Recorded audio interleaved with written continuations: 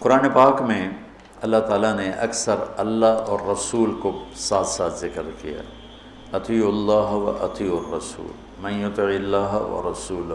کل میں نے تھوڑا سا اس پہ بتایا تھا، تؤمنون باللہ و رسولہ، آمنوا باللہ و رسولہ، براءۃ من اللہ و رسولہ، اذان من اللہ و رسولہ، من یعص اللہ و رسولہ، من یشاقق اللہ و رسولہ۔ یہ قرآن میں بے شمار ہے کہ اللہ اپنے ساتھ اپنے حبیب کو لاتا، لیکن چند مقام ایسے ہیں جہاں اللہ اپنے ساتھ والدین کو لاتا ہے، ماں باپ کو لاتا ہے۔ اس کے علاوہ اللہ اور کسی چیز کو اپنے ساتھ ذکر نہیں، یا اپنے ساتھ اپنے حبیب کو ذکر کرتا ہے، یا پھر اس کے بعد اللہ تعالیٰ نے ماں باپ کو اپنے ساتھ ذکر کیا ہے۔ اس میں سے ایک مقام یہ ہے کہ اللہ تعالیٰ فرماتا ہے کہ اللہ کے ساتھ کسی چیز کو شریک نہ ٹھہراؤ اور والدین کے ساتھ احسان کرو، والدین کے ساتھ احسان کرو۔ وَقَضَىٰ رَبُّكَ أَلَّا تَعْبُدُوا إِلَّا إِيَّاهُ وَبِالْوَالِدَيْنِ إِحْسَانًا يَا بُنَيَّ لَا تُشْرِكْ بِاللَّهِ إِنَّ الشِّرْكَ لَظُلْمٌ عَظِيمٌ وَوَصَّيْنَا الْإِنسَانَ بِوَالِدَيْهِ۔ تو اللہ تعبدوا الا اللہ وبالوالدین احسانا، یہ قرآن میں کئی جگہ اللہ تعالیٰ نے اس کو اس طرح ذکر فرمایا کہ اپنے ساتھ والدین۔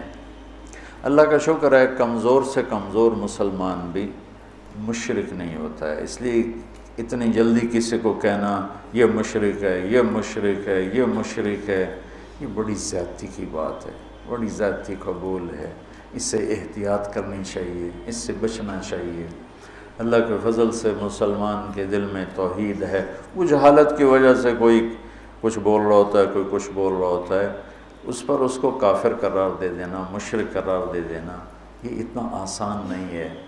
تو میرا ملک تو ویسے ہی ٹکٹک کے کفر کے فتوے مل رہے ہیں، جتنے مرضی کٹوا لو، جتنے مرضی لکھوا، جنہوں مرضی کافر قرار دے دو، جنہوں مرضی، ہر قسم کے لوگ ہوتے ہیں۔ تو اللہ تعالیٰ ارشاد فرما رہے ہیں کہ ایک تو میری ذات میں شریک نہ ٹھہراؤ، یہ حرام ہے، اور دوسرا کیا ہے؟ بالوالدین احسان۔ احسان کا کیا مطلب ہے؟ کسی کام کو اس کی سب سے عالی شان خوبصورت شکل میں ادا کرنا، اس کو احسان کہتے ہیں۔ ہمارے اردو میں احسان کا مطلب ہے کسی کے ساتھ کوئی بھلا کر دینا، بغیر کسی معاوضے کے کسی کے کوئی ایسی مدد کر دینا، اس کو احسان کہتے ہیں۔ وہ بھی ہے، وہ بھی اس میں شامل ہے، لیکن عربی میں احسان ہے مل احسان ان تعبد اللہ کأنک تراہ فإن لم تکن تراہ فإنہ یراک۔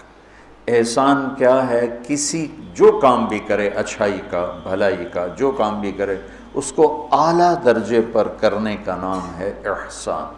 تو اللہ تعالیٰ یہاں ارشاد فرما رہا ہے کہ والدین کے ساتھ احسان۔ اچھا، ایک اس پہ ذرا غور کریں، اللہ تعالیٰ فرما رہا ہے آؤ میں تمہیں بتاؤں کہ حرام کیا ہے، ٹھیک ہے؟ کہتا ہے شرک نہیں کرنا ہے تو حرام ہے، اور والدین کے ساتھ احسان، یہ حرام کے نیچے کیسے آ گیا؟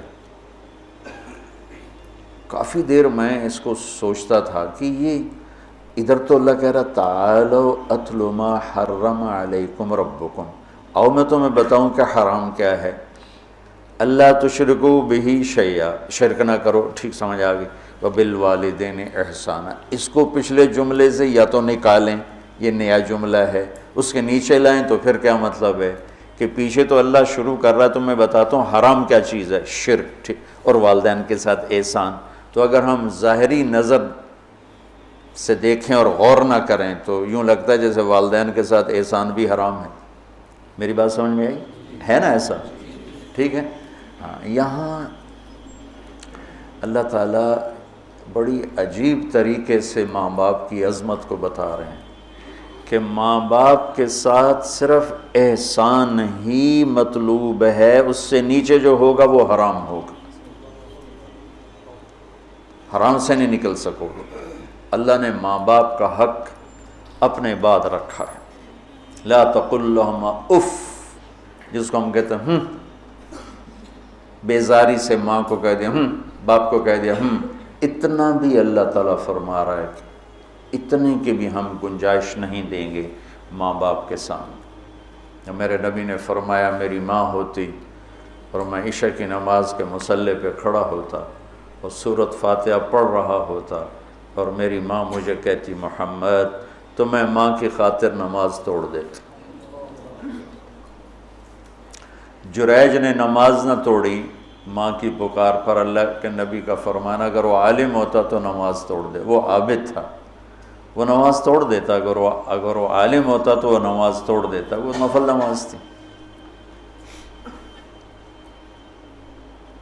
تو اللہ تعالیٰ وَقَضَىٰ رَبُّكَ أَلَّا تَعْبُدُوا إِلَّا إِيَّاهُ وَبِالْوَالِدَيْنِ إِحْسَانًا، کہ تیرے رب کا فرمان ہے، تیرے رب کا اعلان ہے کہ بندگی صرف اللہ کی ہے اور احسان ہے والدین کے ساتھ۔ تو یہاں یہ ایک خوبصورت انداز میں تاکید کی انتہا ہے کہ احسان سے نیچے جو ہوگا وہ اسی حرام میں آئے گا، احسان سے بھی کوئی اوپر کی بات ہے تو وہ کر کے دکھا، وہ کر کے دکھا۔ جو ابو ہریرہ رضی اللہ تعالیٰ عنہ کی نے مسجد میں جہاد کی ترغیب سنی تو آ کے ہتھیار اٹھانے لگے۔ ماں نے پوچھا کہاں جا رہے ہو؟ کہا میں جہاد پہ جا رہا ہوں۔ تو کہنے لگی میں تو اکیلی ہوں، میرا پیچھے کیا بنے گا؟ کہا یہ نہیں مجھے پتا، بس میں جا رہا ہوں۔ تو انہوں نے بہت محنت کی، وہ مانے نہیں۔ پھر انہوں نے اپنے چھاتیوں کی طرف اشارہ کیا، دیکھو میں نے تمہیں یہ دودھ پلایا، اس کے واسطے رک جا۔ کہا نہیں میں نہیں رکوں گا، ہتھیار اٹھا کے چل دیے۔ ان کی والدہ نے اللہ کے نبی کو پیغام بھیجا کہ میں نے دودھ کا واسطہ دیا پھر بھی یہ مجھے چھوڑ کے جا رہا۔ تو ابو ہریرہ جب آئے تو آپ نے منہ یوں پھیر لیا، میں آپ کو بتا چکا ہوں کہ آپ کی ناراضگی کی نشانی تھی کہ آپ دیکھ کے منہ یوں پھیر لے، آپ نے منہ پھیر لیا۔ تو ابو ہریرہ یا رسول اللہ خیریت تو ہے؟ کیا ہوا؟ کہ تیری ماں تجھے دودھ کا واسطہ دیتی ہے اور تو پھر ہتھیار اٹھا کے جہاد کو جاتا ہے، مجھے تیرے ایسے جہاد کی کوئی ضرورت نہیں، چل جا اپنی ماں کے پاؤں میں بیٹھ، وہی تیرا جہاد۔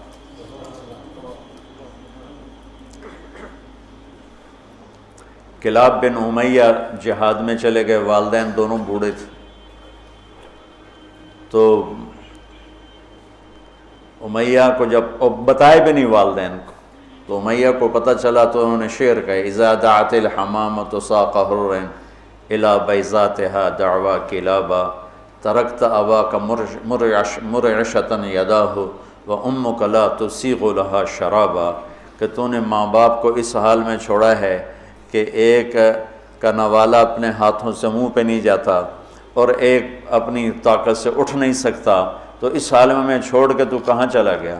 حضرت عمر کو پتہ چلا اشعار کا، تو انہوں نے فرمایا کلاب کدھر ہے؟ کہا جی وہ جہاد میں فلاں محاذ پر، کا بلاؤ اسے۔ تو انہیں بلایا گیا اور جب وہ مسجد میں آئے، کہاں گئے تھے؟ چوری کرنے، ڈاکہ ڈالنے؟ کہاں گئے تھے؟ بولو۔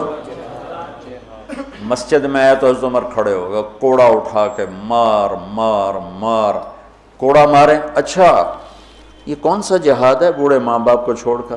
پھر ایک لگائیں ٹھو، یہ کون سا جہاد ہے بوڑھے ماں باپ کو چھوڑ کر؟ اتنا مارا کہ اس کے سر سے خون نکلنے لگا کہ یہ کون سا جہاد ہے بوڑھے ماں باپ کو چھوڑ کر؟ تو پھر فرمایا جب تک تیرے والدین زندہ ہے تجھے مدینہ سے نکلنے کی اجازت نہیں۔ میرے نبی نے بتایا تھا نا قیامت کی نشانیوں میں سے ادنا صدیقہ و اقصا اباہ، کہ لوگ دوست کو گلے لگائیں گے، باپ کو دھکے دیں گے، باپ کو دھکے دیں گے، دوست کو گلے لگائیں گے، والدین اولاد سے ڈریں گے۔ اطاع الرجل زوجتہ وعق امہ، بیویوں کی خاطر ماؤں کو ذلیل کریں گے۔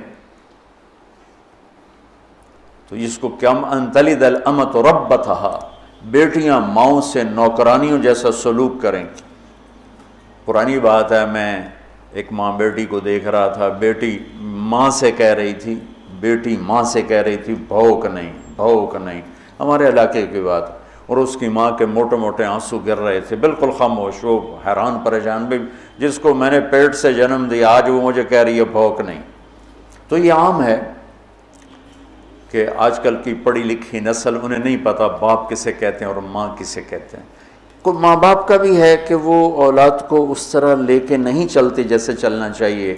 پہلا قصور تو ماں باپ کا جو 3 سال کے بچے کو اسکول ڈالتے ہیں۔ محبت کی رسیوں کو کاٹنے والے والدین ہیں، محبت کی جڑوں کو اکھاڑنے والے والدین ہیں جو 3 سال کے بچے کو اسکول ڈال دیتے ہیں اور ماں کی گود سے محروم کر دیتے ہیں، اور وہ بچہ جتنے گھنٹے وہاں رہتا ہے اس کے اندر ایک لاوا پکتا رہا۔ چونکہ میں ہاسٹل لائف گزار چکا ہوں، مجھے اس کا خود ذاتی تجربہ ہے۔ حالانکہ میں تو 11 سال کی عمر میں لاہور گیا، میرے والد مجھے ڈاکٹر بنانا چاہتے تھے تو لاہور کے بڑے عالی شان اسکول سینٹرل ماڈل میں داخل کروایا۔ ہاسٹل لائف 11 سال کی عمر، میرا رو رو کے برا حال، 3 سال میں روتا رہا، پھر میرا دل پتھر ہو گیا۔ والدین کے لیے میری محبت مرتے دم تک پھر بیدار نہ ہو سکی۔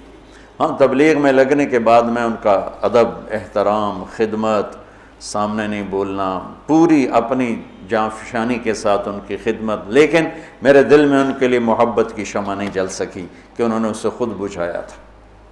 تو اس میں والدین آج کل بہت روتے ہیں، لیکن اس میں ایک بہت بڑی وجہ خود والدین بھی ہیں کہ وہ بچوں کو وہ ٹائم جو پہلے 10 سال والدین بچے کو دے دیں، ساری زندگی بچہ والدین کو دے دے، اور 3 سال کے بچے کو دھکا دے دیا۔ اب تو اسکولوں کے اشتہار ہے 18 ماہ کا بچہ بھی لے لیں، میں جمدے نال ہی لے لو، ماما نے چھٹی دے دے میں جم کے تھوڑی جھولی چ پا دیں۔ یہ میں کیا کروں، میرے دیس کا ڈاکٹر بھی تاجر ہے، وکیل بھی تاجر ہے، اور یہ علم والے بھی تاجر ہیں۔ جب کسی قوم پہ زوال آتا ہے تو ہر شعبے پہ آتا ہے۔ جب علماء تجارت دین کو بیچ رہے ہیں تو باقیوں سے کیا گل، جب ممبر ہی بک گیا ہے تو پیچھے کیا گل۔ سارے ایسے نہیں ہیں، سارے وکیل ایسے نہیں، سارے ڈاکٹر ایسے نہیں، سارے علماء ایسے نہیں، یہ اکثریت کی بات ہے۔ ہر طبقے میں چونکہ شر غالب ہے تو ہر طبقے میں وہ غالب ہے۔ تو میرا رب کہتا ہے کہ ایک میری ذات میں شریک نہ ٹھہراؤ، اور ایک والدین سے احسان سے نیچے ہمیں قبول نہیں، احسان تک پہنچو گے تو قبول ہوگا۔ آپ جنت میں تشریف لے گئے تو قرآن کی تلاوت سنی، آپ نے فرمایا کون کر رہے تلاوت؟ انہوں نے کہا جی حارثہ بن نعمان ہے۔ کہا ہے حارثہ بن نعمان؟ وہ تو مدینے میں ہے۔ کہ وہ ماں کا خدمت گزار ایسا ہے کہ جب قرآن پڑھتا ہے ساری جنت کو سنایا جاتا۔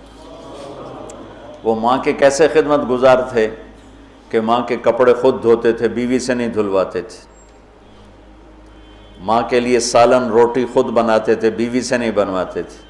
ماں کے سامنے بیٹھ کے ان کو روٹی ہاتھوں سے کھلاتے تھے، ان کو خود نہیں کھانے دیتے تھے۔ ماں کے سر میں تیل لگاتے تھے، کنگھی کرتے تھے، جوئیں نکالتے تھے، یہ سارا کام وہ کرتے تھے۔ 2 صحابہ کے بارے میں آتا ہے کہ والدین ماں کی وہ خدمت کی جو کوئی نہیں کر سکا، ایک حضرت عثمان اور ایک حضرت حارثہ بن نعمان، عثمان بن عفان اور حارثہ بن نعمان۔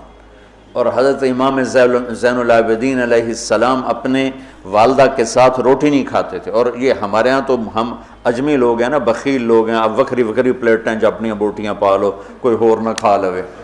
تو عرب کٹھا کھاتے تھے، کٹھے بیٹھ کے کھانا آج بھی تعذیب ہے۔ ہم نے قطر کے بادشاہ کے دسترخوان پہ کھانا کھایا، وہ اور لوگوں کے ساتھ مل کے بیٹھ کے کھا رہا تھا۔ تو کسی نے کہا آپ ماں کی اتنی خدمت کرتے ہیں تو آپ ان کے ساتھ کھانا کیوں نہیں کھاتے؟ فرمایا کہ مجھے ڈر لگتا ہے کوئی ایسی بوٹی نہ اٹھا لوں جو میری ماں کی نظر میں اور میں اٹھا کے مجرم بن جاؤں، کہ وہ میری ماں کی نظر میں ہو اور میں اس سے پہلے اٹھا کے کھا لوں تو کہیں میں ماں کا مجرم نہ بن جاؤں، اس لیے میں ساتھ نہیں کھاتا ہوں۔ کسی نے حضرت علی سے پوچھا حسن آپ کے بیٹے کیسے ہیں؟ کہا میں جب چلتا ہوں تو میرے آگے نہیں چلتا، میرے پیچھے چلتا ہے۔ جب میں بیٹھنے لگتا ہوں تو پہلے مجھے بٹھاتا ہے پھر خود بیٹھتا ہے، اور جب میں گھر میں کمرے میں ہوتا ہوں تو گھر کی چھت پہ نہیں چڑھتا کہ باپ سے اوپر نہ ہو جائے۔ تو آج والدین بہت ذلیل ہیں اولاد کے ہاتھوں، بہت دکھی ہیں اولاد کے ہاتھوں، اور ان کی جو فریادیں وہ عرش کو ہلا دیتی. تو اپنے ماں باپ کی راحت بننا، ٹھنڈک بننا، خوشی بننا، یہ میرے رب کا پیغام ہے کہ وَبِالْوَالِدَيْنِ احسان.